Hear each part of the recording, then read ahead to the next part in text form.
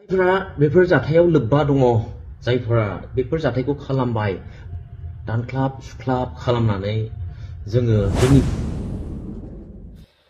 फैबाय थानाय जितु 22 सेप्तेम्बराव जानो गोनां बिसायख'थि बे बिसायख'थिखौ लानानै दासान्दि जायगा लानाय जायगा गावजों गावनो होसोलायनाय, नांलाय खमलाय, नाथ्रोदलायनाय, गारि मथर बुख्रुबलायनाय, नंखाय फेसबुक ससियेल मिडियाफोराव पस्ट होनानै गावजों गावनो सोंखारिलायनायखौ बांद्राय नुनो मोनबाय।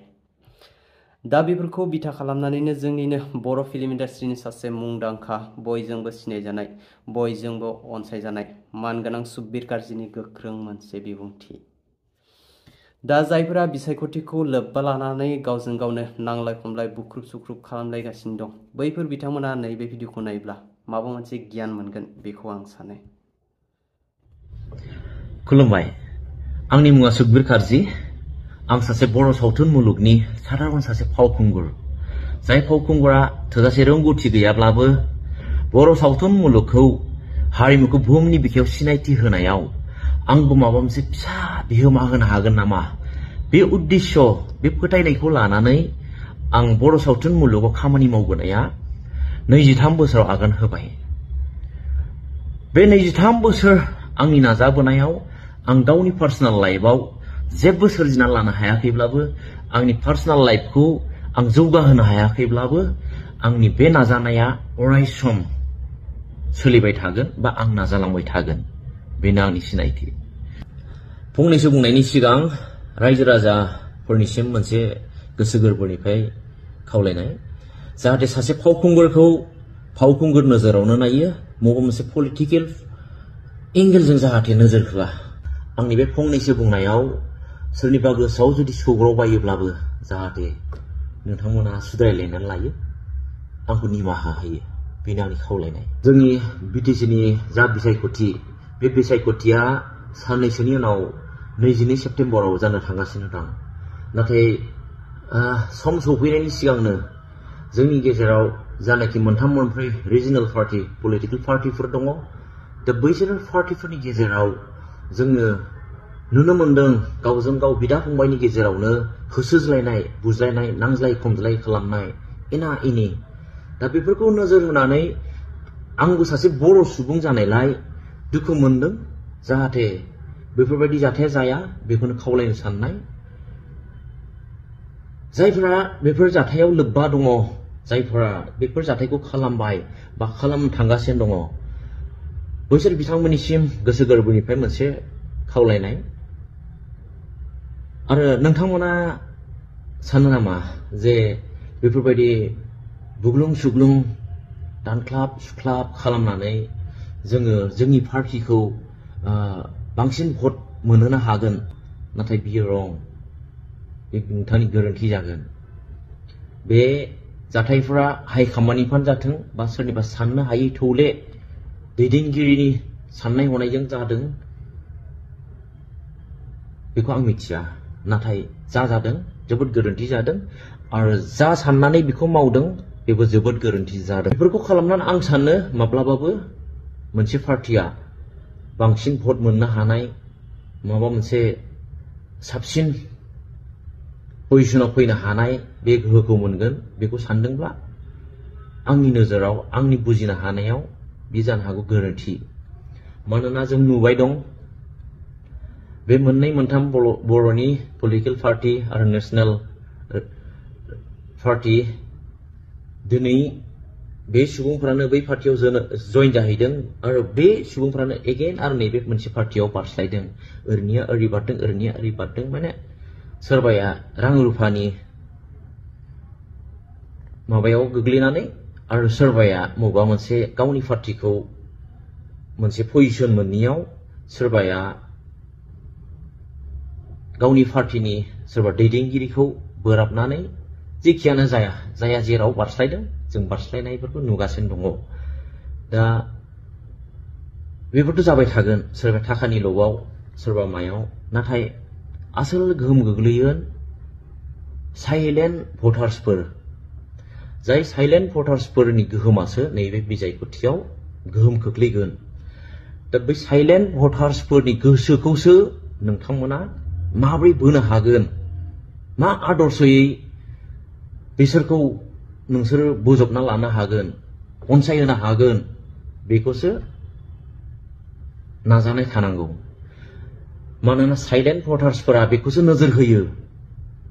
सोरबायदि दैदेनगिरिया थारैनो हारिनि थाखाय मोजां खामानि मावनो होननानै ओंखारमारदों, जाय पार्टिया बर'नि थामोनथा थैनाय थांनायखौ सिन्था खालामनो हामारगोन, बेखौसो सिरि थानानै नोजोर होबाय थायो। बे साइलेन्ट भटार्सफोरा नोंथांमोननि बुलायनाय, दानलायनाय, सुख्लाबलायनाय, गावजों गाव बिदा फंबायनि गेजेराव नांलाय खमलाय खालामनाय बेखौ नोजोर होगासिनो दं। दा मोनसे पावारखौ मोननो हास्थायनानैनो जुदि गावनि बिदा फंबायखौनो जुदि दानख्लाबनो, सुख्लाबनो, देख्लाबनो, माबा खालामनो हायोब्ला मा बियो उनाव देरहालांनायनि उनाव मोनसे गोग्गो समाज दानायाव नांथाबनानै खामानि मावगोन ना? हारिनि जौगानाय थामोनथानि थाखाय सिन्था खालामनो हानाय बै बिजाथिनाव गोहो दंमारोना बा मावमारगोन ना? बेखौसो नोजोर होखोमागासिनो दं।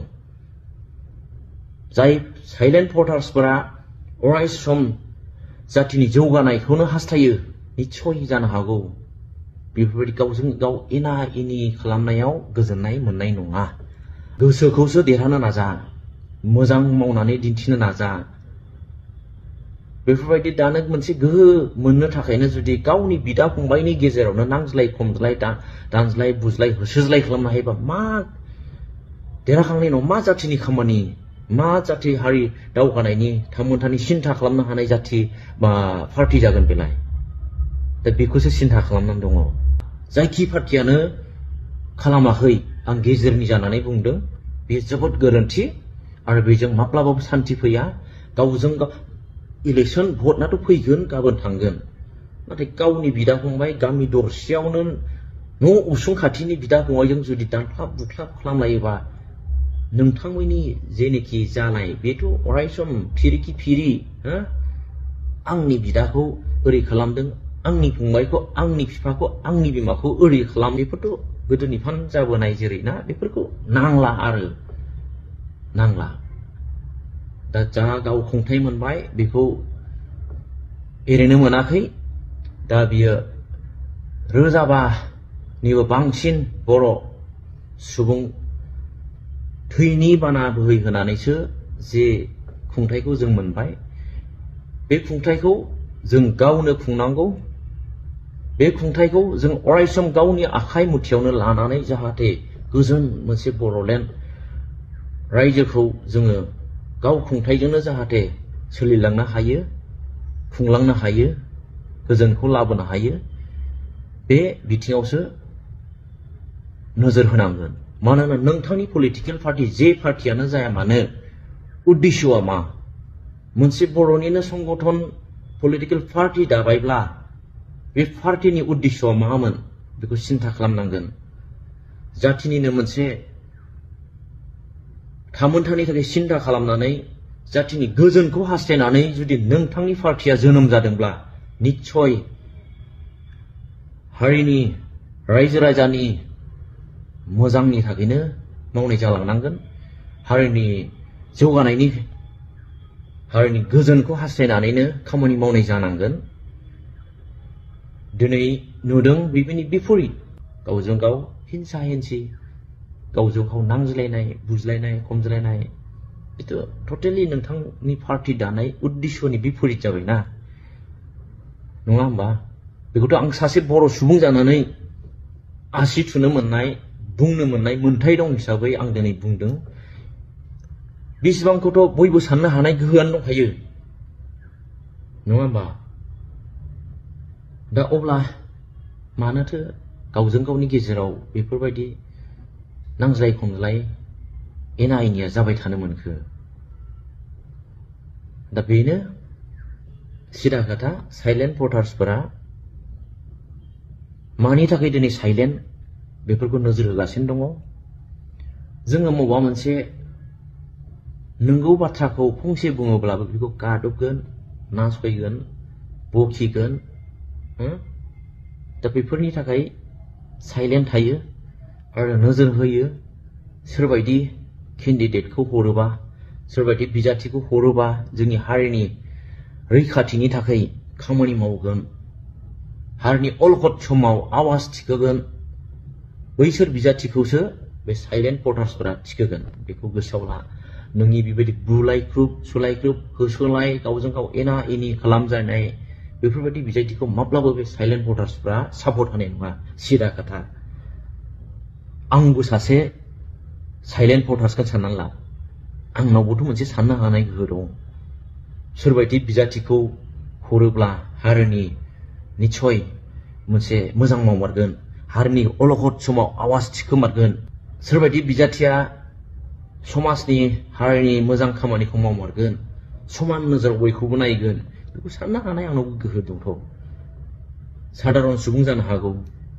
बेसेबां गोहोआ थायो दा बेनो आंनि खावलायनाया रावबो थाखा फैसाजों सोरनिबा नारसिननाय प्रेसाराव रावबो भटखौ थुनो नाङा मानोना नोंथांनि बेसेन गोसा भटआनो सोरखौबा हारिनि थैनाय थांनायखौ सिन्था खालामनो नोंथाङा डिसिजनखौ लागासिनो दङ हारिखौ अलखदाव हाखराव नारसोमहोनाय बिजाथिया जाहाथे नोंथांनि बेसेन गोसा भटजों सायख' दाजाथों बेखौनो आंनि खावलायनाय गोसो गोरबोनिफ्राय मानोना नोंथाङा मोनसे फ्रिडम भाबै मोनसे राइट्स दं नोंथांनि भटखौ सासे नंगुबै सैथो केन्डिडेट जाय सैथो केन्डिडेट ना नोंनि हारिनि अलखदाव गावखौ बावसोमगोन बैफोरबायदि बिजाथिनो जाहाथे नोंथांनि बे बेसेन गोसा भटखौ होनानै देरहासार खालामो आरो गेरेमसा बर' रायजोआ अनज्लायनायनि रायजो जायो गावजों गाव एना एनि खिफां खाज्लायनायखौ जाहाथे गैया खालामो बेफोरबायदि बिजाथि भट होनानै नोंथाङा निस्सय गेरेमसा बे बर' हारिखौ दाफुंनायाव मदद होगोन होननानै आं आसा खालामो गोजोन्थों आरो बेनो आंनि बुंनायाव सोरनिबा बे थौले मेलेमजों फंनैसो बुंनो लुबैनानै गोसोनि बुंनो लुबैनायखौ बुंफुंनायाव जुदि सोरनिबा गोसोआव आघात जाबायब्ला आंखौ माब्लाबाबो पलिटिकेल एंगेलजों दानाय आं सासे बर' फिसा हिसाबै आंहाबो जाथिनि सायाव अननाय दं हिसाबै आरो फंनैसो बुंनो मोननाय बयहाबो राइट्स दं हिसाबै आंनि गोसोनि बुंनो लुबैनायखौ बुंबाय जाहाथे बेयाव रावबो आंखौ पलिटिकेल नोजोरजों नायनानै दान्थे बिदान्थे बा माबा मोनसे गाज्रि मुं सुवा बेखौनो खावलायनाय सिदा खोथा सैथो खोथा साइलेन्ट भटार्सफ्रासो नैबे बिसायख'थिखौ जेननाय देरहानायनि फिथाइखौ होगोन जै साइलेन्ट भटार्सनि जै बर'लेण्डनि गोजोन्थों मानगोनां सुबिर कारजिया मा बिबुंथि होखो नोंथांमोनाथ' नुनो मोनबाय आरो खोनाबायानो नङा होमबा दा नोंथांमोना भिडिअनि सायाव मा बुंनो सानो कमेन्ट बक्सआव बयबो कमेन्ट खालाम थ' लोगोफोर दिनैनि दासिमनि गोदान मोनसे फुल आपडेट भिडिअआ बेखिनियानोसैमोन जुदि नोंथांमोना भिडिअखौ नायनानै मोजां मोनोबा लाइक कमेन्ट शेयार आरो चेनेलखौ साबस्क्राइब खालामना होनो दाबाव लोगोफोर बाय